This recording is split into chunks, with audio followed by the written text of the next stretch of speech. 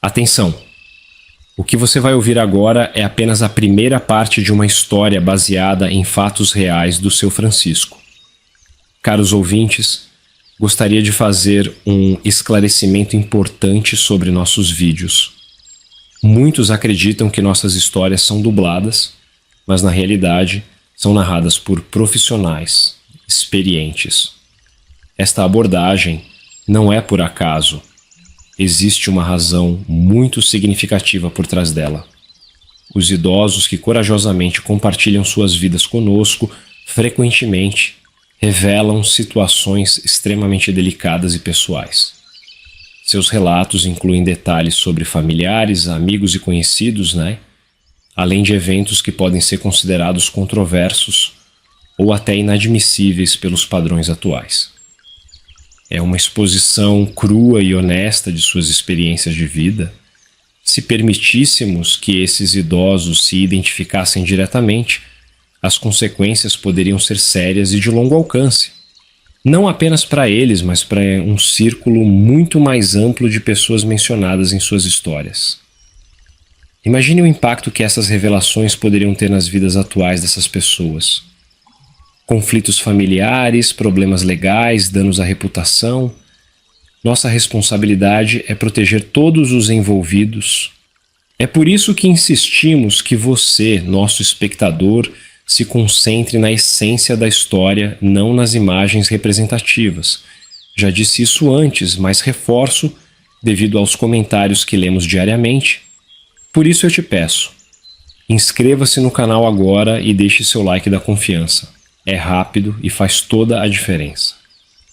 Nosso objetivo final é honrar essas experiências de vida. Queremos que essas narrativas sejam ouvidas, refletidas e respeitadas, sem comprometer a privacidade ou o bem-estar de ninguém. Agora, sem mais delongas, seu Francisco, fique à vontade para compartilhar sua história. Oh, minha filha, se aproxegue. Tô feliz que você veio. Deixa eu te contar como foi que conheci a Elsa. Mas fique sabendo, essa não é uma história de amor eterno, não. Era lá pelos idos de 1965. Eu era moço, tinha uns 24 anos, verdinho ainda. Trabalhava naquela fábrica de tecido, sabe? Um lugar enorme, cheio de máquina barulhenta. O cheiro de algodão e óleo de máquina era forte. Parecia que grudava na gente. Mas naquele dia, senti um perfume diferente no ar. Foi quando vi ela pela primeira vez. A Elsa, viu? Moça bonita, com uns olhos castanhos que brilhavam mais que as lâmpadas da fábrica. O sorriso dela, meu Deus, era uma coisa que alegrava o dia da gente. Lembro como se fosse hoje. O Zé, aquele meu colega de turno, me cutucou com o cotovelo nas costelas e falou baixinho: "Ó, a moça nova na fiação." Fingi que nem liguei, mas que nada. Meus olhos ficavam procurando ela o tempo todo. As máquinas de costura faziam um barulhão danado, mas ainda assim eu consegui ouvir a voz dela quando ela se apresentou ao contramestre. Elsa, 19 anos, vinda do interior para trabalhar. A voz dela era que nem música para os meus ouvidos. Nos dias que vieram depois, eu ficava inventando desculpa para passar perto de onde ela trabalhava. Às vezes, a gente pegava o mesmo rolo de pano e nossas mãos se encontravam. Parecia que tinha tomado um choque, de tão bom que era. Uma vez, o supervisor me chamou a atenção. "Francisco, presta atenção no serviço." Mas que nada, eu só conseguia pensar naqueles sorrisos que trocava com Elsa. Demorei um tempão para criar coragem, viu? Mas um dia chamei ela para tomar um café depois do trabalho. Para minha surpresa e alegria, ela aceitou. Sentados na lanchonete empoeirada em frente à fábrica, descobrimos que tínhamos muito em comum. "Também vim para a cidade grande atrás de uma vida melhor", contei para ela, remexendo o café com leite, nervoso que só.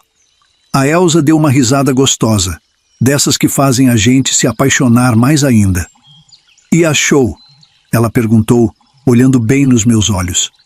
"Acho que acabei de achar", falei, sentindo o rosto esquentar que nem brasa. O namoro foi rapidinho. A Elza não era igual às outras moças que eu conhecia, não. Era moderna, trabalhadora, cheia de sonho. A gente conversava sobre fazer uma vida junto, longe daquelas tradições antigas das nossas famílias. Numa noite andando de mão dada na praça, ela virou para mim e falou: "Vamos casar logo, Chico. Não quero esperar mais, não." Nem precisava pedir 2 vezes. No mês seguinte estava casado. Sabe, eu morava numa pensão desde que tinha vindo do interior.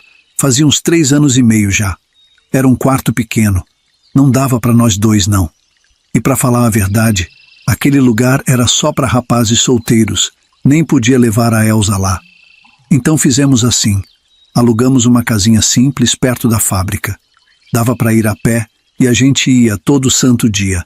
Era uma caminhada boa, mas a gente nem ligava. Tava feliz demais para reclamar de qualquer coisinha. Ah, minha filha, o casamento foi uma coisa simples, viu? Nem convidamos a família, nem a minha, nem a dela. A gente pensou, vamos fazer logo e depois a gente avisa. Combinamos de ir visitar eles depois, quando desse. Lembro como se fosse hoje. Cada um escreveu uma carta para sua família, contando a novidade. A Elza, coitada, ficou um tempão olhando para o papel em branco, sem saber direito o que escrever. Já eu rabisquei umas linhas meio tortas, explicando que tinha encontrado a mulher da minha vida. O casamento mesmo foi só no cartório, numa quinta-feira à tarde, depois do trabalho. Nem tivemos que faltar o serviço, viu? Levamos uns amigos nossos do trabalho para ser testemunha. O Zé e a Conceição, lá da fiação, foram os padrinhos. A Elza estava linda, com um vestidinho branco tubinho. Ela tinha um corpo atraente e cheio de curvas. Eu fui com minha melhor camisa, toda engomada, que quase não dobrava de tão dura. Foi rápido, sabe? O homem do cartório leu uns papéis, a gente assinou e pronto. Marido e mulher. Não teve festa, não teve bolo, não teve nada disso. Mas teve amor, minha filha. Muito amor. Depois da cerimônia, fomos todos tomar umas cervejas em um barzinho que tinha música. Foi nossa festa de casamento. Voltamos para a fábrica no dia seguinte, cada um para o seu posto, como se nada tivesse acontecido. Mas eu me sentia diferente. Olhava para a aliança no meu dedo e não acreditava que agora era um homem casado. No fim do expediente, fui buscar a Elza na sessão dela. Saímos de mãos dadas, sob os olhares e sorrisos dos colegas. Fomos direto para nossa casinha. Era o começo da nossa vida juntos. Nossa vida de recém-casado era uma beleza. De noite, ficava só no amor e nos planos para o futuro. A Elza falava em estudar, quem sabe até fazer faculdade um dia. Eu sonhava em ter meu próprio negócio. A gente vai ter filhos sim, mas não agora, ela dizia, pegando na minha mão. Primeiro, vamos curtir nossa vida de casal. E eu concordava com tudo. Como é que podia discordar? A Elza era meu mundo inteiro. Ora, a gente acordava cedinho, tomava café junto e ia para a fábrica de mão dada. De noite, fazia janta junto, rindo e dançando naquela cozinha apertada, com o rádio tocando. Isso que é felicidade, Chico. A Elza falava baixinho no meu ouvido enquanto a gente dançava. E era mesmo, viu? Naqueles primeiros meses, tinha certeza que nossa vida ia ser sempre assim, cheia de amor, companheirismo e sonho junto. As respostas das cartas que enviamos para nossas famílias demoraram para chegar. Quando finalmente chegou, minha filha, foi um rebuliço só. A carta da família da Elza chegou primeiro. Ela abriu com as mãos tremendo. Li por cima do ombro dela. A mãe dela escreveu que estava decepcionada por não ter sido convidada para o casamento, mas que entendia que os jovens às vezes fazem essas coisas. O pai dela nem assinou a carta. Já a resposta da minha família, essa demorou mais uma semana para chegar. Minha mãe, Dona Perpétua do Socorro, escreveu uma carta de 4 páginas. Misericórdia. Começava dizendo que estava magoada, depois passava para preocupada e terminava pedindo para a gente ir visitar assim que desse. A Elza ficou meio triste com as respostas. A gente devia ter esperado, Chico. Ela falou uma noite, enquanto lavava a louça do jantar. Eu abracei ela por trás e disse: o que tá feito, tá feito. Agora é olhar para frente. Combinamos de ir visitar as famílias no próximo feriado. Primeiro a dela, depois a minha. Foram visitas tensas, viu? A mãe da Elsa mal olhava para mim. O pai dela, um homem grande e calado, só me cumprimentou com um aceno de cabeça. Na casa da minha mãe foi diferente. Dona Perpétua abraçou a Elsa como se fosse filha dela. Chorou, deu conselho, fez um almoço que dava para alimentar um batalhão. Meus irmãos ficaram zoando comigo, dizendo que eu tinha dado um passo maior que a perna. Mas sabe de uma coisa, minha filha? Apesar de toda essa confusão, eu não me arrependi de nada. A Elsa era a mulher da minha vida, e eu sabia disso. A gente voltou para nossa casinha depois dessas visitas, mais unidos do que nunca. Antes de continuar falando da Elsa, deixa eu te contar umas coisas que aconteceram antes. Coisas que a gente nem costuma falar, sabe? Mas acho que você precisa saber, já que lá na frente vou ter que contar de qualquer jeito. É algo que muitos homens da minha época guardavam como segredo sujo. Eu tinha 17 anos quando fui pela primeira vez na Casa da Paineira. Era o nome que davam para o puteiro lá da minha cidade. Ficava na beira da estrada. Um lugar que parava caminhoneiro do Brasil inteiro. De dia parecia só mais um bar de beira de estrada. Mas de noite virava um antro de perdição. Foi meu irmão mais velho, o Tonho, que me levou. Ele já tinha ido outras vezes. Chico, ele falou, já está na hora de você virar homem de verdade. O lugar era uma casa grande, com umas luzes fracas na frente. Quando entrei, senti o cheiro forte de perfume misturado com cachaça e cigarro. A música alta mal abafava os gemidos vindos dos quartos. As mulheres de lá, todas elas tinham nome de flor. Lembro da Rosa, da Margarida, da Violeta. Acho que era para esconder quem elas eram de verdade. Foi a Rosa que tirou minha virgindade. Ela devia ter uns 30 anos. Os olhos carregavam uma tristeza profunda. Foi rápido, sem muita conversa. Depois, fiquei com uma sensação estranha, meio envergonhado. Acabei voltando lá outras vezes. Cada vez que ia, gastava quase todo o dinheiro que ganhava trabalhando na roça, com meu pai e meus irmãos. Dava uma parte em casa, claro, mas o resto ia tudo para a Casa da Paineira. Via homens casados, pais de família, maridos de vizinhas, todos fingindo que não se conheciam. Era um pacto silencioso de traição. Ninguém contava de ninguém. Meu próprio avô tinha levado meu pai lá pela primeira vez. Meu pai só parou quando casou, jurando fidelidade à minha mãe. Nunca mais botou os pés lá. Ele dizia: homem casado tem que respeitar a mulher. E olha que na época dele era ainda mais comum essas coisas. Mas meus irmãos, mesmo casados, continuavam frequentando o lugar com menos frequência. Mas deixar de ir? Isso nunca deixaram. Eu era contra isso. Não achava certo. Talvez por isso que decidi ir embora para a cidade.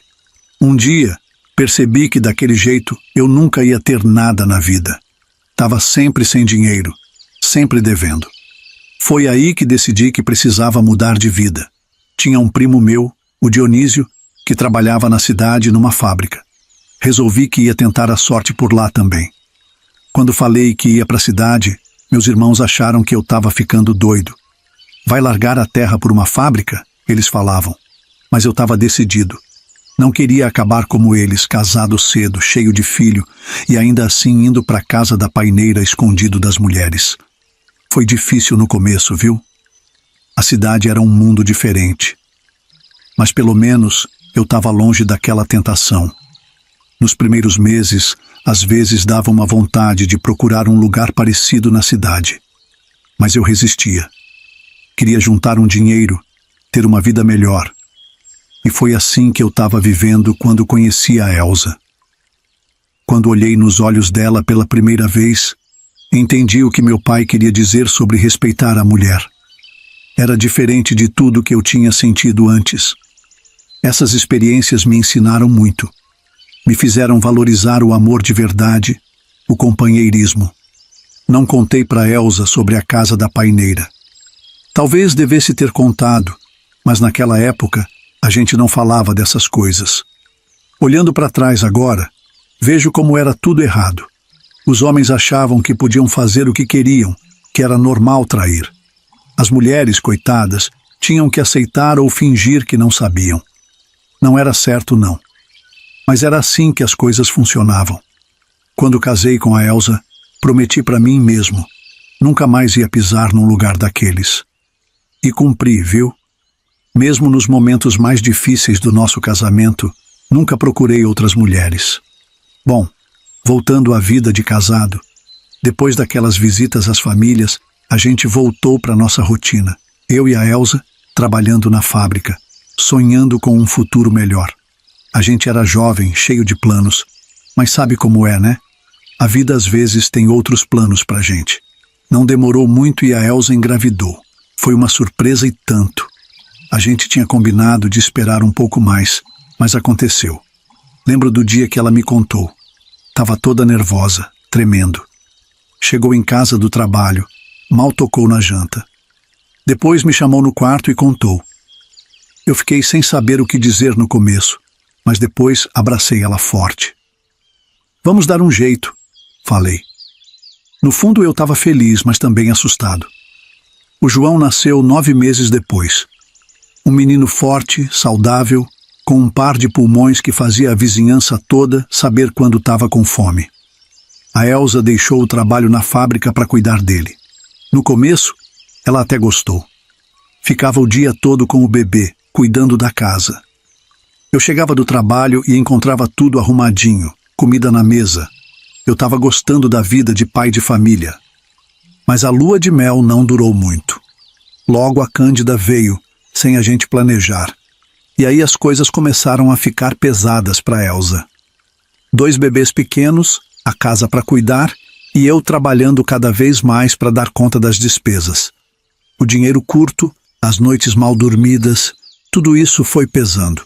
Sem contar que o leite da Elsa não era suficiente. Descobrimos quando tivemos que ir ao médico. A gente não entendia por que a menina chorava tanto. O doutor explicou que era porque estava com fome. O leite do peito não estava dando conta. Para manter a fórmula, que era louca de cara, tivemos que mudar de casa. Fomos para um lugar um pouco mais longe do meu trabalho, onde o aluguel era mais barato. Mas eu me lasquei todo, porque tinha que acordar bem mais cedo e chegava bem mais tarde em casa. Foi nessa época que as brigas começaram a ficar mais frequentes. A Elsa foi ficando cansada, irritada. Às vezes eu chegava em casa e ela estava chorando, com as crianças berrando. Tentei ajudar como podia, mas não era fácil. Chegava do trabalho e, mesmo cansado, ainda dava uma mão. Trocava a fralda, dava mamadeira, tentava fazer o João dormir. Mas parecia que nunca era suficiente. A gente mal tinha tempo para conversar direito. Aqueles sonhos de estudar, de ter um negócio próprio, foram ficando para trás. A vida era só trabalho e cuidar das crianças. A Elsa, que antes falava em fazer faculdade, agora mal tinha tempo de ler o jornal. E então veio a bomba. A Elsa engravidou de novo.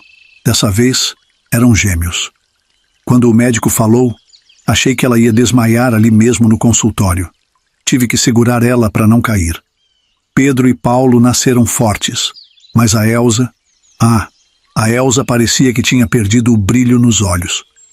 4 crianças pequenas, uma casa para cuidar e uma mulher cada vez mais distante.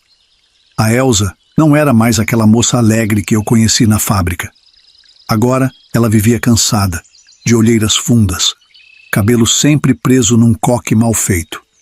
Às vezes eu olhava para ela e mal reconhecia minha mulher. As coisas foram piorando aos poucos. A Elsa ficava cada vez mais distante, como se tivesse se perdido em algum lugar entre as fraldas sujas e as mamadeiras. Às vezes, eu chegava em casa e encontrava as crianças sozinhas, chorando. O João, com 4 anos, tentando acalmar os irmãos menores. A Cândida, de 2 anos, com a fralda tão cheia que vazava pelas pernas. As fraldas de pano se acumulavam num canto da área de serviço, criando mau cheiro. Uma vez, cheguei a ver umas larvinhas se mexendo no meio daquela sujeira toda. Era de revirar o estômago. A casa, que antes era o orgulho da Elsa, agora estava sempre uma bagunça. Pratos sujos na pia, roupa espalhada, brinquedos por todo lado. Eu tentava ajudar, lavava as fraldas no tanque nos fins de semana, esfregando até meus dedos ficarem em carne viva. Mas parecia que nada era suficiente. Mal acabava de lavar uma pilha, já tinha outra esperando. Olha, minha filha, tem uma coisa que eu ainda não contei. É meio constrangedor falar sobre isso, mas faz parte da história. Mesmo com toda aquela situação complicada, eu ainda era um homem jovem, entende? Às vezes, quando as crianças estavam dormindo, eu procurava a Elsa como marido. Tentava me aproximar, fazer um carinho. Mas a Elsa era tinhosa, não deixava eu nem chegar perto. Me repreendia, dizia que eu não tinha noção. Você está vendo essa bagunça toda e ainda tem cabeça para esse tipo de coisa, Chico. Ela sempre me fazia sentir culpado, sabe? Como se eu fosse um insensível, só pensando naquilo. Mas não era assim. Eu só queria um pouco de afeto, um pouco de consolo no meio daquela vida difícil. Uma vez, insisti um pouco mais. Fui passando a mão por baixo do vestido dela. Mas aí ela virou uma onça. Me empurrou com tanta força que quase caí da cama. Sai daqui, Chico! Você não percebe que eu não quero? Ela gritou. Eu fiquei arrasado. Passei o dia lavando fraldas e louças. Achei que ela iria me recompensar, mas nada. Fui rejeitado de novo. Continuamos dormindo na mesma cama, mas era como se houvesse um muro invisível entre nós. E assim passamos mais de 5 meses, até que ela me disse uma noite: Chico, eu amo eles, mas eu não aguento mais. Não era isso que eu queria para minha vida. Eu queria estudar, trabalhar fora, ser alguém. Agora olha para mim. Tentei consolar ela, dizer que as coisas iam melhorar. Falei que quando os meninos crescessem um pouco, ela poderia voltar a estudar. Mas no fundo, eu também estava perdido. Outra noite, depois de mais uma discussão por causa das fraldas sujas acumuladas, a Elsa olhou para mim com os olhos cheios de lágrimas e disse: Isso não é vida, Chico. Eu não nasci para isso. Às vezes eu olho para as crianças e não sinto nada. Só cansaço. Aquilo me assustou. Tentei abraçar ela, mas a Elsa se afastou. Naquela noite, dormi no sofá, pensando no que fazer para salvar meu casamento. Quando acordei de madrugada com o choro dos gêmeos, fui para o quarto chamar a Elsa. Mas ela não estava lá. A cama ainda estava arrumada, como se ninguém tivesse dormido nela. Procurei pela casa toda. Chamei, gritei. Nada. As crianças acordaram com a confusão. Começaram a chorar também.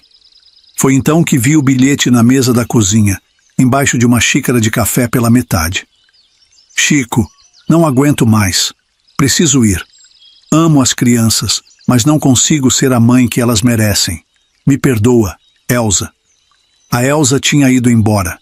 Me deixou sozinho com 4 crianças pequenas. Naquela hora, senti o mundo desabar. O choro das crianças parecia distante, como se eu tivesse mergulhado num pesadelo.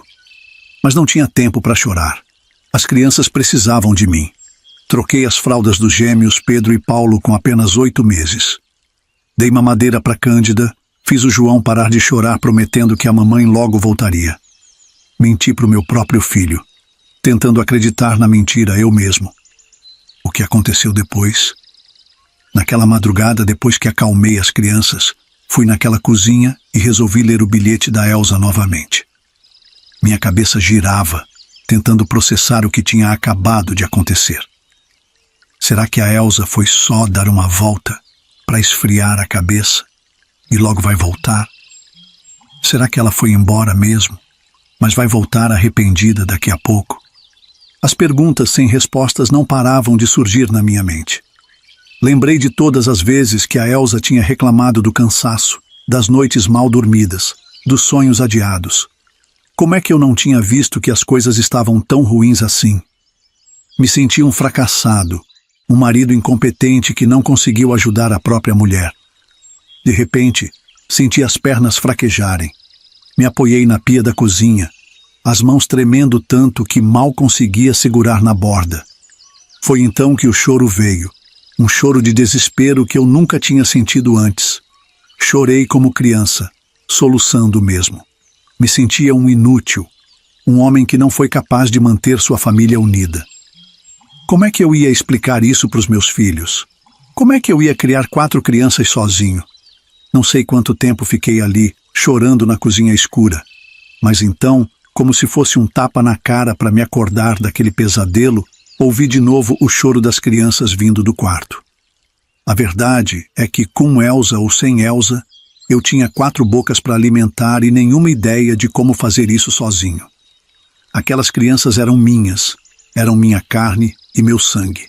Se a Elsa tinha desistido delas, eu não podia fazer o mesmo. Passei a noite em claro, cuidando das crianças, tentando colocar a casa em ordem. Quando o sol nasceu, a ficha finalmente caiu. Eu era um pai solteiro com 4 filhos pequenos. Não tinha como avisar o trabalho que ia faltar. Telefone? Que nada. Luxo de rico. Na nossa rua, só o armazém da esquina que tinha um.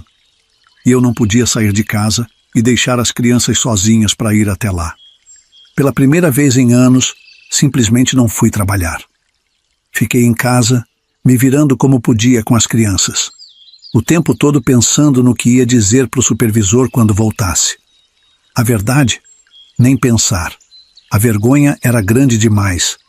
Imaginei as fofocas na fábrica. O Francisco, sempre tão certinho, faltou sem avisar. Será que bebeu? Será que está doente? Ninguém ia imaginar a verdade. Que a Elsa tinha ido embora, me deixando sozinho com os filhos. Fiquei pensando que talvez ela devia ter voltado para a casa dos pais dela. As horas passavam devagar. As crianças choravam, pediam pela mãe.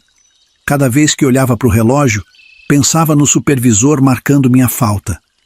No dinheiro que ia perder por esse dia não trabalhado. Dinheiro que já fazia falta antes, imagina agora. Menos de uma semana depois, as latas de leite que eu tinha guardada já tinha secado. Raspava o fundo da lata com a colher, tentando tirar até o último pozinho para fazer a mamadeira dos gêmeos e da Cândida. A verdade é que mamar no peito, só o João mamou bem. Os outros, o leite da Elsa era pouco, como já te disse. O médico disse que os gêmeos também tinham que tomar a fórmula. O arroz e o feijão também estavam no fim. Só tinha sobrado umas batatas e meia dúzia de ovos. Eu não voltei ao trabalho. A vergonha de explicar o que tinha acontecido era grande demais. E pedir ajuda para os vizinhos? Nem pensar. O orgulho não deixava. Mas não podia deixar as crianças com fome. Eu estava encurralado. Não tinha mais jeito. Ia ter que sair para comprar mantimentos. Leite para os pequenos, comida para a gente. No fundo, bem no fundo, ainda tinha uma pontinha de esperança. Cada vez que ouvia um barulho no portão, meu coração disparava. Será que é ela voltando? Será que ela se arrependeu e está voltando para casa? Foi então que Deus ouviu minhas preces. Numa tarde de domingo, ouvi batidas no portão. Era o Zé, meu amigo e padrinho de casamento. Ele estava com uma cara preocupada. Chico, o que está acontecendo? Faz 4 dias que você não aparece na fábrica. O pessoal está preocupado. Quando ele entrou e viu o estado da casa, os olhos dele se arregalaram. As fraldas sujas espalhadas, a louça acumulada na pia, as crianças chorando. Por um momento, vi o terror passar pelo rosto dele.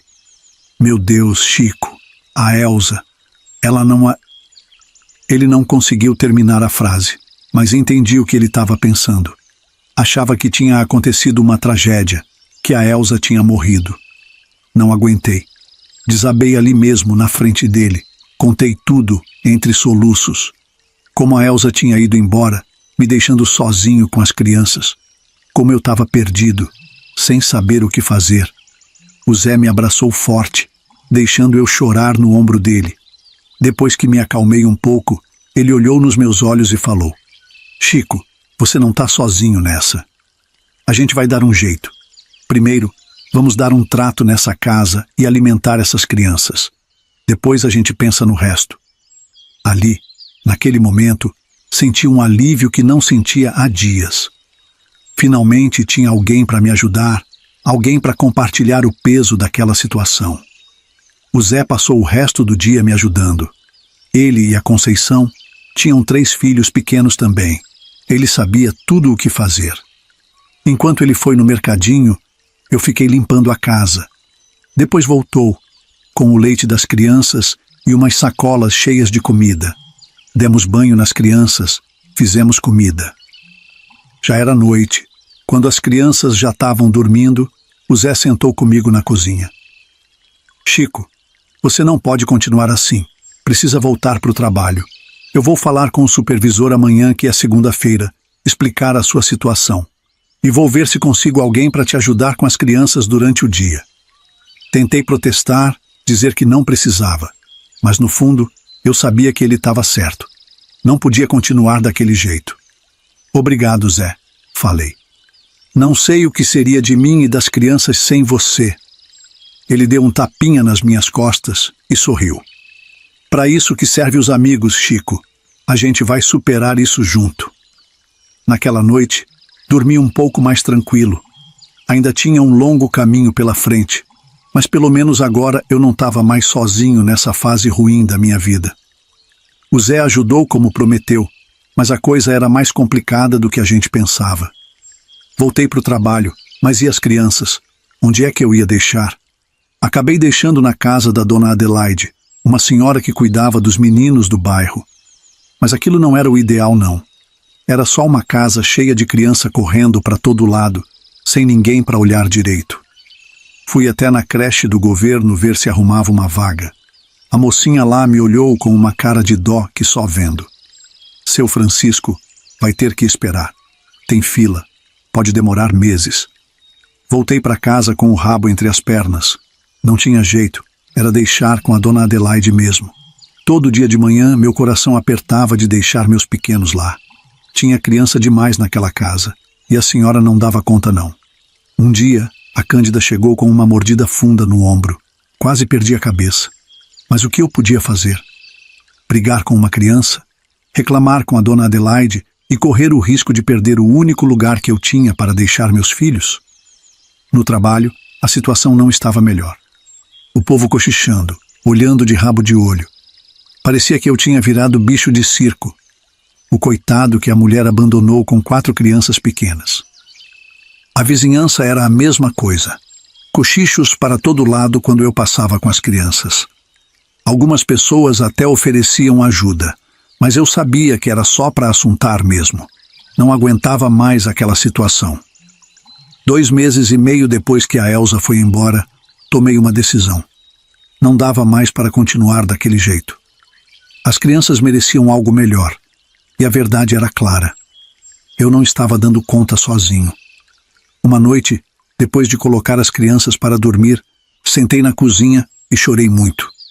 De cansaço, de raiva, de saudade da vida que eu tinha antes. Foi aí que tomei a decisão mais difícil da minha vida. Voltar para a casa da minha mãe. Fui conversar com o chefe na fábrica. Expliquei a situação. Afinal, eram quase 9 anos trabalhados de carteira assinada. Pedi um acordo, porque não podia simplesmente largar o emprego sem nada no bolso. O homem foi compreensivo, graças a Deus. Olha, Chico, ele disse, a gente pode fazer o acerto, mas o dinheiro só daqui a uns dias. Tem que passar pela contabilidade, entende? Eu entendi. Não era o ideal, mas pelo menos ia receber um bom acerto para recomeçar a vida com as crianças na minha cidade natal. Aceitei na hora. Voltei para casa e comecei a arrumar nossas coisas. Não era muita coisa, não. A gente morava de aluguel, eu resolvi deixar os móveis, não dava para levar, sem contar que eram muito velhos. Juntei o que dava, umas roupas das crianças, uns brinquedos, umas panelas que a Elsa tinha deixado para trás. Tudo coube em 2 malas velhas e uma caixa de papelão. Olhando aquilo tudo, me bateu uma tristeza. 6 anos de casado, 4 filhos, E era só isso que a gente tinha. Era hora de seguir em frente. Fui falar com o dono da casa, expliquei a situação. Ele até que foi compreensivo, não cobrou o mês que estava correndo. Combinei de mandar a chave pelo Zé depois que a gente partisse. A vida não estava fácil não, mas pelo menos eu tinha para onde ir. Muita gente não tem nem isso. Na manhã que a gente ia pegar a jardineira, olhei uma última vez para casa. Ali tinha sido meu lar, o lugar onde fui feliz com a Elsa, onde meus filhos nasceram. Agora era só uma lembrança triste. Vamos, Chico, o Zé falou, pegando um dos gêmeos no colo.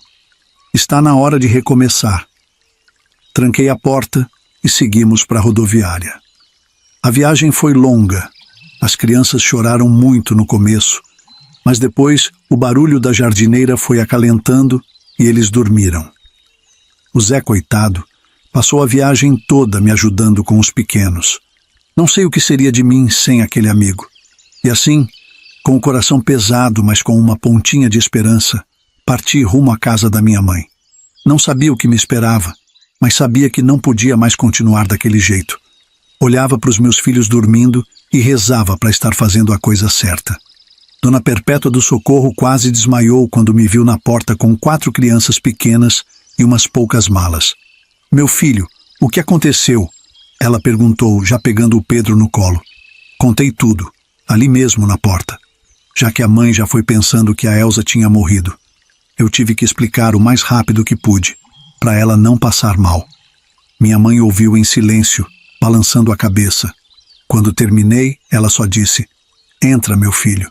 Essa agora é a sua casa e dos meus netos." Depois que a gente chegou, o Zé tomou um café rápido com a gente. Ele estava com pressa, não queria perder a jardineira de volta para a cidade, que tinha horário certo para passar. Na hora que ele foi se despedir, não aguentei. As lágrimas vieram sem que eu pudesse controlar. O Zé também ficou emocionado. A gente se abraçou forte como irmãos. "Obrigado, Zé", falei. "Você é um amigo e tanto. Não sei o que seria de mim e das crianças sem você." O Zé deu um tapinha nas minhas costas. "Que é isso, Chico? Você faria o mesmo por mim. Fiquem com Deus." O Zé falou por fim.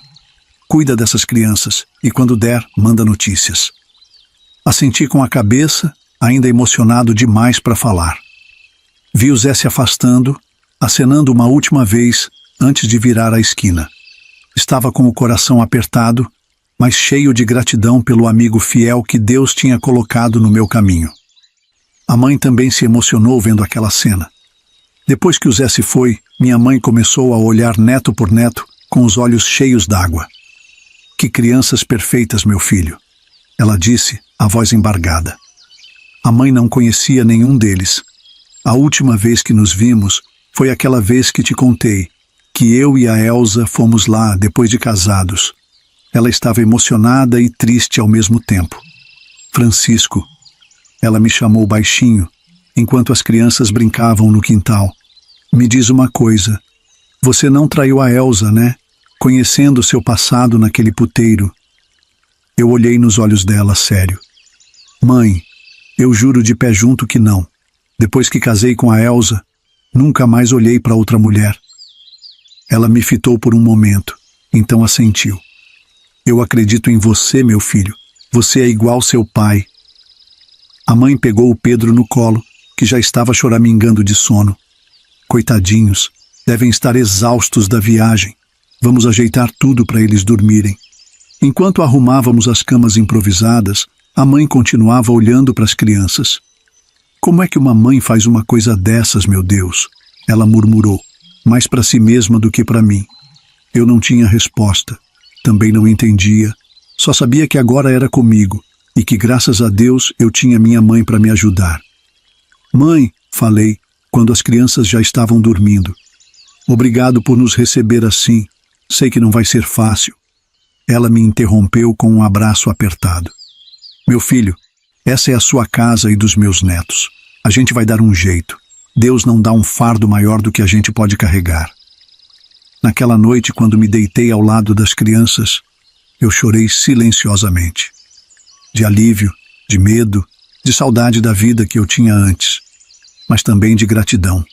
Pelo Zé, pela minha mãe e pela chance de recomeçar. Na manhã seguinte, acordei com o cheiro de café fresco e o canto do galo. Por um momento, me senti de volta à infância. Mas logo a realidade me atingiu quando vi meus filhos dormindo ao meu lado. Eles sempre acordavam na madrugada, mas dessa vez eles estavam tão cansados que dormiram a noite toda. Que judiação! Para mim foi bom, também precisava muito dormir. Fui até a cozinha, onde encontrei minha mãe já ativa preparando o café da manhã. O quintal, que eu podia ver pela janela, estava cheio de vida. A horta bem cuidada, as galinhas ciscando. Bom dia, mãe, falei, me sentando à mesa. Bom dia, meu filho, ela respondeu, colocando uma xícara de café na minha frente. Dormiu bem? Olhei ao redor, a casa parecia tão quieta. A senhora tem ficado sozinha aqui todo esse tempo? Perguntei. Ela assentiu, com um sorriso triste. É, meu filho. Desde que seu pai se foi, há 10 anos, tenho tocado as coisas sozinha. Cuido da horta, das galinhas, me mantenho ocupada. Senti uma pontada de culpa. Fazia tanto tempo que eu não voltava para casa, ocupado com minha própria vida na cidade. E por fim, só voltei porque precisei. Me senti péssimo. E meus irmãos, mãe? Como estão? O José está bem trabalhando aqui mesmo na cidade. É um bom marido, um bom pai. O Pedro se mudou para a capital há uns anos. Arrumou um emprego bom lá. O Tonho continua por aqui. Trabalha na oficina mecânica do seu Juvenal. E a Rita, você soube? Acabou de se casar, faz uns 2 meses, com o filho da dona Ernestina, o Claudomiro, lembra? Balancei a cabeça, lembrando sim. E o Tonho, mãe? Ele se aquietou? Minha mãe suspirou. Ah, meu filho, o Tonho é o Tonho, né? Continua com aquele jeito dele, mas pelo menos está trabalhando. Passa aqui de vez em quando para me ajudar com alguma coisa da casa. Mãe, me desculpa por ter ficado tanto tempo sem vir, sem dar notícias. Ela colocou a mão sobre a minha. Não se preocupe com isso agora, meu filho. O importante é que você está aqui. E agora temos 4 anjinhos para cuidar. Nesse momento, ouvimos o choro de um dos gêmeos. Minha mãe sorriu. Vá lá, cuide dos seus filhos. Eu termino de preparar o café da manhã para eles. Temos muito o que conversar, mas agora não é hora. As crianças precisam de você. Os dias foram passando e não demorou muito para os meus irmãos aparecerem. O José, sempre calado, chegou primeiro. Não falou muito, mas ficou ali do meu lado, me dando apoio. Às vezes, um olhar, um tapinha nas costas, vale mais que 1000 palavras. O Tonho, aquele desbocado depois que soube, fez o maior alvoroço. Cadê aquela vagabunda? Ele gritava. Deixa eu pôr as mãos nela que vai ver só. Deixa pra lá, Tonho, eu falei. Não vai adiantar nada agora. A Rita, minha irmãzinha caçula, foi um anjo. Mal tinha se casado e já estava lá todo dia, ajudando a cuidar das crianças. O marido dela ia para o trabalho e ela vinha para a casa da mãe. Dizia que estava treinando para quando tivesse os dela. Eu via nos olhos dela a tristeza e raiva. Os dias foram passando e aos poucos a gente foi se ajeitando. A mãe e a Rita cuidavam das crianças, enquanto eu procurava serviço. O Tonho até me arrumou umas diárias na oficina do seu Juvenal. Não era muito, mas já ajudava. Sem falar que eu não entendia nada de mecânica. Mas era melhor que trabalhar na roça de sol a sol. Eu sabia bem disso, já que minha infância toda foi assim. Depois de 1 mês morando com a mãe, tive que voltar para a cidade. Precisava pegar o acerto da fábrica onde eu tinha trabalhado por quase 9 anos. Na época, não era fácil conseguir emprego com carteira assinada, e eu tinha ficado lá todo esse tempo. Peguei a jardineira bem cedinho. A viagem foi longa, mas bem mais fácil sem as crianças. Eu me lembro bem de sentir um vazio viajando sozinho. Tive muito tempo para refletir. Pensava em Elsa. Será que ela não amava as crianças? Pois na minha cabeça, era impossível imaginar minha vida sem eles. Cheguei na cidade, já era quase meio-dia. Fui direto para a fábrica, com o coração na mão. Será que iam me pagar direito? A gente sempre ouvia histórias de patrão que dava calote nos empregados. Graças a Deus, o supervisor, seu Adalberto, era um homem de palavra. Me recebeu na sala dele todo formal. Francisco, ele disse, aqui está seu acerto, tudo certinho como manda a lei. Quando vi o valor, quase caí para trás. Era muito dinheiro. Para os padrões da época, era uma pequena fortuna. Dava para comprar uma vaca leiteira, quem sabe até um pedacinho de terra, ou então guardar para quando as crianças precisassem de algo importante. Saí da fábrica me sentindo meio tonto. Nunca tinha segurado tanto dinheiro na mão. Quer dizer, eu guardava tudo na minha pochete, que ficou bem gordinha, recheada. Naquele tempo não tinha esse negócio de depositar em banco, não. Era tudo em dinheiro vivo mesmo. Pensei, quando chegar em casa, eu decido junto com a mãe como gastar esse dinheiro. Eu estava com muito medo de ser assaltado. Mas foi quando saí da sala do seu Adalberto que tudo começou a virar um pesadelo. Todo mundo me olhava de um jeito diferente, mas eu não entendia o porquê. Me cumprimentavam e depois abaixavam a cabeça, desviavam o olhar. Eu estava procurando meu amigo Zé, pois não poderia ir embora sem dar um oi. Quando avistei o Zé, ele demonstrou felicidade, mas depois mudou o semblante. Então eu vi que algo muito sério estava acontecendo.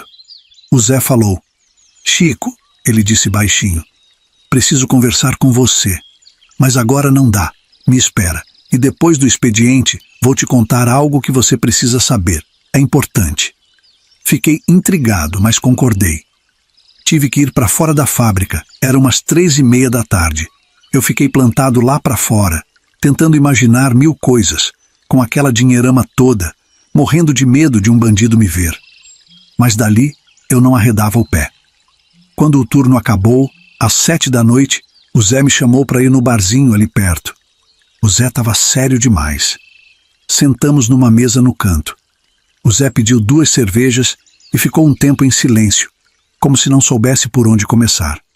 Chico, ele finalmente falou, tô te falando isso porque sou teu amigo. Tá rolando uns boatos por aí, sobre a Elza.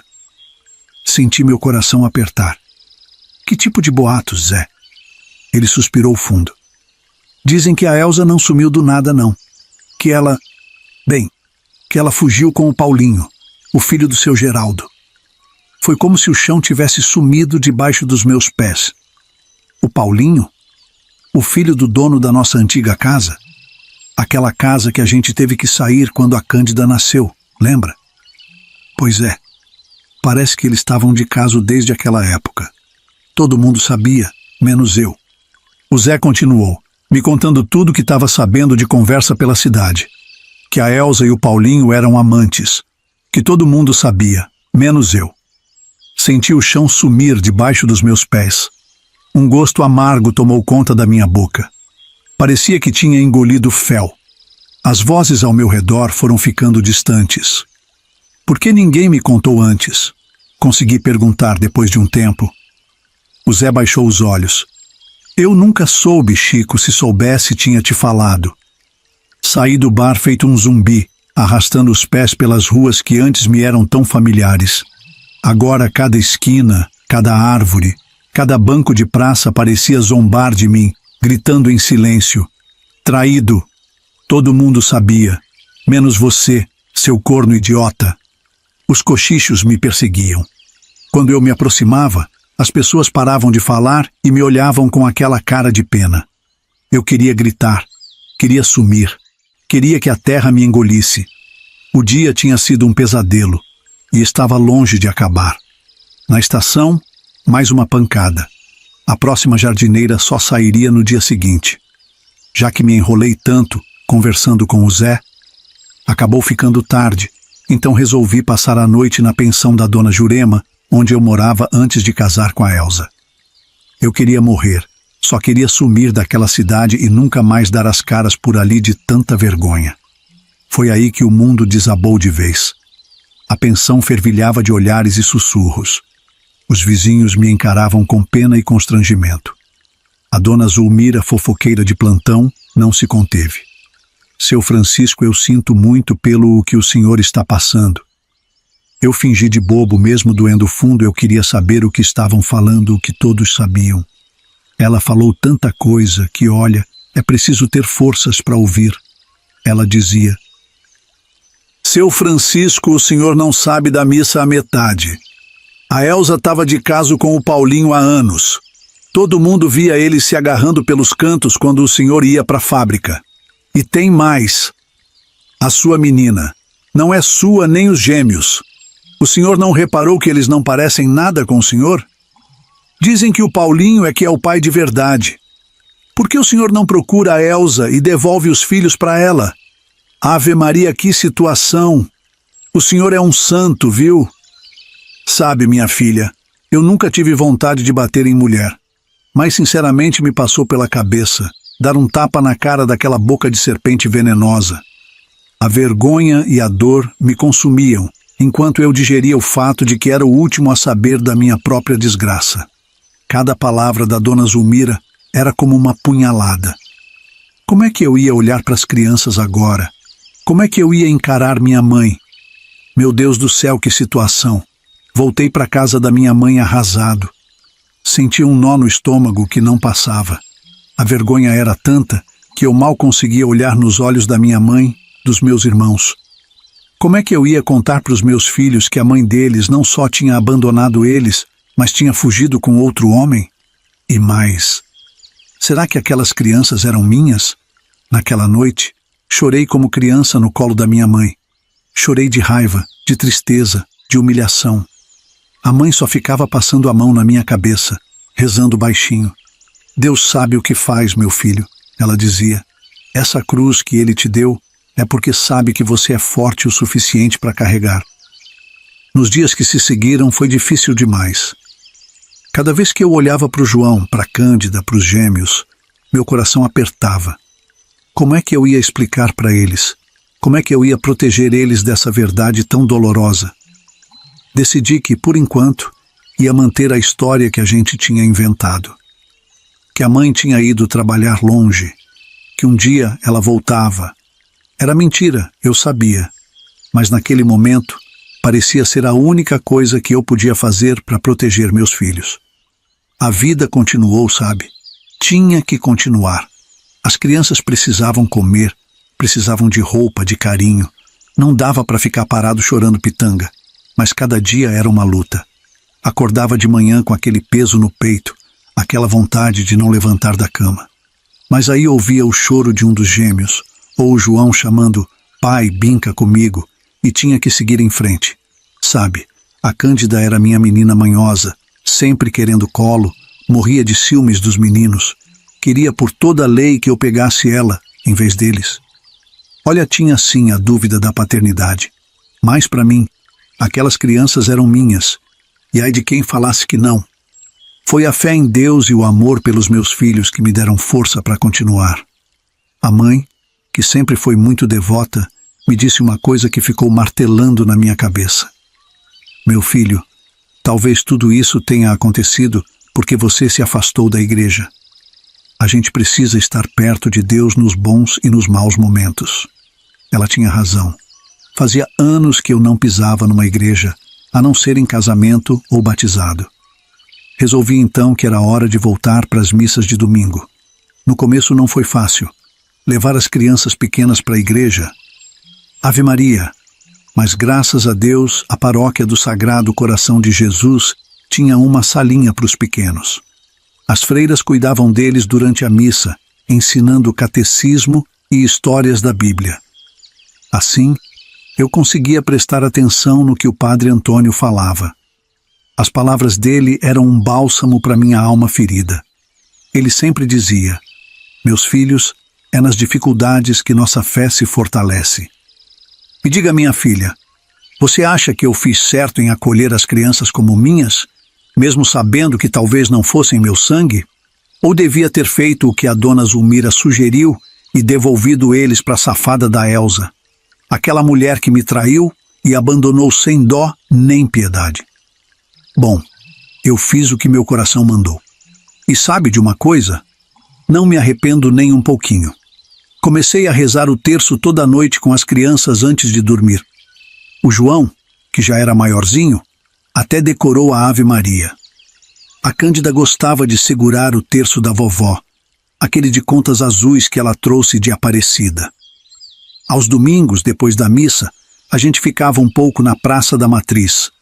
As crianças brincavam no parquinho, tinha balanços, gangorras. A mãe estava certa. Voltar para a igreja me deu um novo ânimo. Sentia que não estava sozinho nessa luta.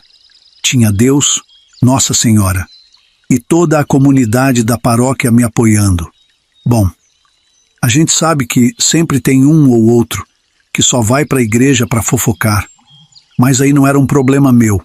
Eu ia para rezar, e principalmente pedir uma direção na minha vida. E se eu te contar que até então eu não sabia o que fazer com o dinheiro do meu acerto, era um segredo meu e da mãe. Guardava numa lata de bolacha, escondida bem no fundo do armário da cozinha. Toda noite, antes de dormir, eu rezava pedindo uma luz, uma ideia do que fazer com aquele dinheiro. Foi numa dessas idas à igreja, num domingo de manhã, que tive um pensamento. Veio assim, de repente, enquanto eu estava ajoelhado rezando depois da comunhão. Senti que era a resposta às minhas orações, pois surgiu do nada, como se alguém tivesse sussurrado no meu ouvido. Lembrei da dona Adelaide, de como era difícil deixar meus filhos lá, e pensei, e se eu fizesse um lugar melhor para as crianças? Foi como se uma luz se acendesse na minha cabeça. Saí da igreja naquele dia com o coração cheio de esperança e a cabeça fervilhando de ideias. Já aconteceu com você? Depois de uma oração, sentir ou ouvir que a resposta chegou assim, coisa que você nem tinha pensado antes? Às vezes parece que Deus fala com a gente de um jeito que a gente nem espera, não é mesmo? Me conta aí nos comentários se você já teve uma experiência parecida. Sua opinião é importante para mim. Naquela mesma tarde, sentei com a mãe e contei meu plano. Ela me olhou com aqueles olhos cheios de sabedoria e disse: "Meu filho, isso só pode ser coisa de Deus. Vai em frente, que Ele vai te abençoar. Agora vou te contar como foi que abri minha creche. Foi uma loucura, viu? Mas olha, às vezes a gente precisa ser meio maluco mesmo para fazer alguma coisa que preste nessa vida. A mãe, Dona Perpétua do Socorro, me disse bem antes. Quando eu sugeri comprar uma casa para morar com as crianças, foi logo quando trouxe o dinheiro da cidade. A mãe, vendo que eu estava no fundo do poço, por causa da descoberta cruel da safada da Elsa, ela disse: "Meu filho, não precisa se preocupar em comprar casa agora não. Pelo menos enquanto as crianças não crescerem um pouco, vocês ficam aqui comigo." Então eu guardei o dinheiro e combinei com a mãe. Só usaríamos em último caso. A mãe tinha a pensão. Pela morte do pai, ela ainda não tinha se aposentado. E eu, sempre fazendo meus bicos aqui e ali. Aquilo me deu uma ideia. Se eu não precisava gastar com casa, podia investir em algo para ajudar o povo da cidade e ganhar um dinheirinho também. Um dia, andando pela cidade, vi um casarão antigo. Era de madeira, viu? Tava meio caindo aos pedaços, mas o terreno, Ave Maria, era uma bênção de tão grande. Fiquei olhando aquilo e pensei, e se eu fizesse uma creche de verdade aqui? Fui atrás do dono. Era o seu Antenor, um velhinho viúvo que mal saía de casa. Disse que precisava vender rápido, porque a filha queria levar ele para morar com ela. O coitado não estava muito bem de saúde. Negociei com ele, expliquei minha ideia. O homem ficou todo animado. "Seu Francisco", ele me disse, "pode ficar com a casa. Fechei o negócio na hora. Não foi caro. Se fosse lá onde morava com a Elsa, com certeza seria 5 vezes mais caro." Peguei mais uma parte do dinheiro do acerto e comecei a reforma. Chamei o Tonho, meu irmão que era bom de carpintaria, para me ajudar. O José também veio, trouxe seus 2 filhos que já eram moços. A gente trocou umas tábuas podres, pintou, invernizou tudo, fizemos um banheiro a mais, deixamos aquela casa uma belezura. No quintal, limpamos tudo. Tinha até umas árvores frutíferas lá no fundo. Fiz um parquinho com balanço, escorregador, tudo que criança gosta. Até uma caixa de areia eu botei, viu? Dentro da casa, dividi os cômodos. Fiz uma sala para os bebês, outra para as crianças maiores Um refeitório grande, uma cozinha bem equipada, com uns tachos dos grandes para suportar bastante merenda para os pequenos. Aí pensei, agora preciso de gente boa para trabalhar aqui. Mas o dinheiro já estava acabando e eu não podia me dar ao luxo de contratar muita gente. Foi quando tive uma ideia. Por que não pedir ajuda para a família? Falei com a mãe. Mãe, a senhora não quer ser a cozinheira da creche? Ninguém faz comida melhor que a senhora. Ela ficou toda animada com a ideia. Claro, meu filho. Vou fazer umas merendas que essas crianças vão se lambuzar. Depois fui falar com a Rita, minha irmã. Rita, você não quer me ajudar a cuidar das crianças lá na creche? Ela topou na hora, disse que estava preocupada de ficar sem cuidar das minhas crianças. Só que eu sabia que precisava de mais alguém. Foi aí que a Rita me falou da Marinette, uma amiga dela dos tempos de escola. Chico, a Marinette está precisando de emprego. Ela tem jeito com criança, podia ajudar a gente. Conversei com a Marinette e contratei ela. Era o único salário que eu ia ter que pagar no começo. Quando estava tudo pronto, botei um cartaz na frente. Creche Mãe Perpétua. Cuidamos do seu filho como se fosse nosso. Escolhi esse nome em homenagem à minha mãe, claro. As primeiras crianças a frequentar a creche foram as minhas. Imagina se não, né? O João, a Cândida, o Pedro e o Paulo. Eles ficaram todos animados com a ideia de ter um lugar só para eles brincarem. No primeiro dia, apareceram várias mães e pais, mas eles só perguntavam quanto seria e iam embora. Fiquei preocupado, achando que tinha feito besteira. Mas a verdade é que eu não estava cobrando caro. Sabia que o pessoal dali era pobre. Até fiz uma pesquisa para saber quanto era a mensalidade das escolinhas da região para eu poder cobrar um preço justo.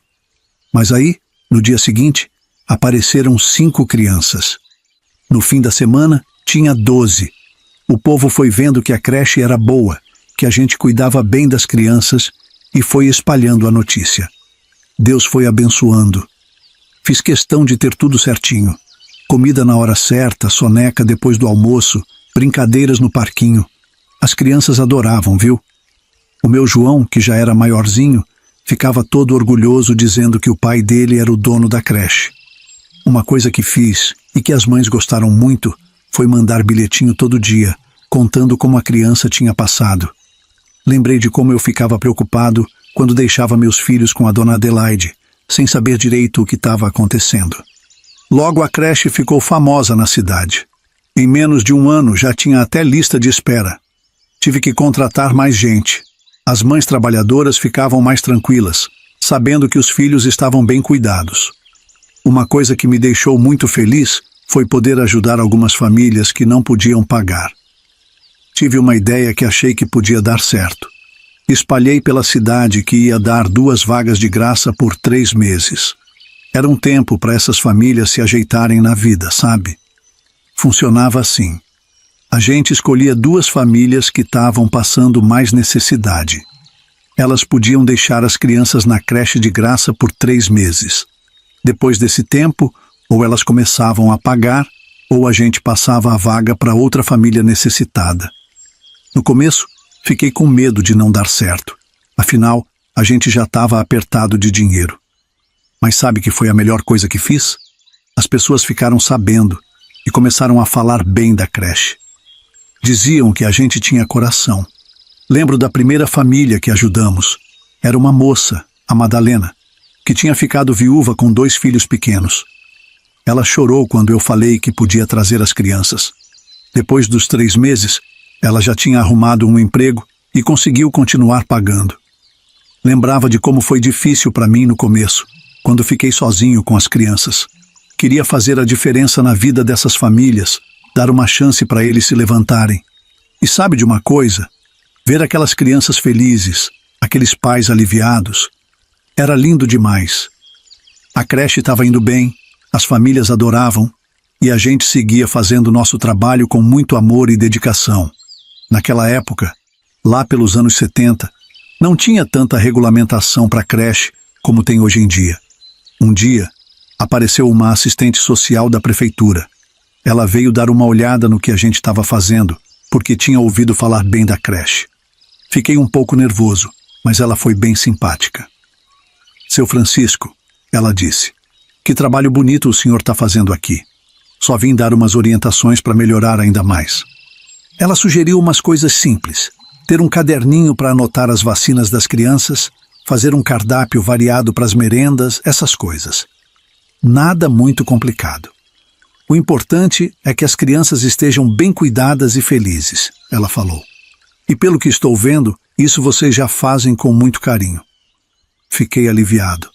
Não precisava de um monte de papel ou autorização complicada. O que contava mesmo era o cuidado com as crianças. Claro que a gente seguiu as orientações dela. Fizemos até umas melhorias a mais. Pedi para o Tonho fazer umas prateleiras novas para os brinquedos. Organizamos melhor os espaços. As mães ficaram todas contentes quando souberam que até a moça da prefeitura tinha gostado da creche. Naquela época era assim. O que valia mesmo era a boa vontade e o trabalho honesto. A gente fazia o melhor que podia com o que tinha, e as pessoas reconheciam isso. O tempo passou voando, viu? As crianças foram crescendo, a creche prosperando, e a vida foi ficando mais fácil. Eu já estava até me sentindo um homem de negócios, imagine só. Mas aí, num belo dia, quando meus gêmeos já estavam com 5 anos, aconteceu uma coisa que eu nunca imaginei. Era uma tarde de sexta-feira. Eu tinha ido em casa buscar uns lençóis para os berços da creche. A mãe estava com pressa, dizendo que ia chover e que era para eu correr. Peguei os lençóis e já estava saindo pelo portão quando vi. Meu coração quase parou. Era ela, a Elsa. Sinceramente, achei que nunca mais ia ver aquela mulher na minha frente. Minha pressão deve ter baixado na hora, fiquei até tonto. Ela estava ali, parada, me olhando. E vou te contar, estava bonita demais, toda arrumada, maquiada. Chico, ela disse, se aproximando com aquele cheiro de perfume gostoso. Podemos conversar? Fiquei sem reação, pego de surpresa. Antes que eu pudesse responder, ela já estava entrando, passando bem pertinho de mim. Aquele cheiro dela. Ave Maria, me arrepiei todo. É pecado, eu sei, não devia ter sentido isso, mas sou de carne e osso. Eu estava sozinho em casa. Todos estavam na creche. Ela entrou e foi direto para a sala. Se sentou no sofá, cruzou as pernas, toda elegante. Parecia uma artista de novela. Minha filha, se você me ouviu até aqui, eu agradeço. E se quiser continuar para saber o que a diaba da Elsa fez comigo de novo, escreva nos comentários, parte 2. Uma coisa eu te adianto. As coisas que aconteceram vai te deixar de queixo caído. Não esquece de dar uma olhadinha no link do nosso livrinho dos 100 chás das avós para diversos males, que o pessoal do canal preparou com tanto carinho para vocês. São receitas maravilhosas, para você e toda a sua família. Quando você compra, além de ter acesso a esse conhecimento tão precioso, ainda mostra o seu apoio ao canal. Caso queira conhecer, basta clicar no primeiro link fixado, logo aí no primeiro comentário. Fique com Deus.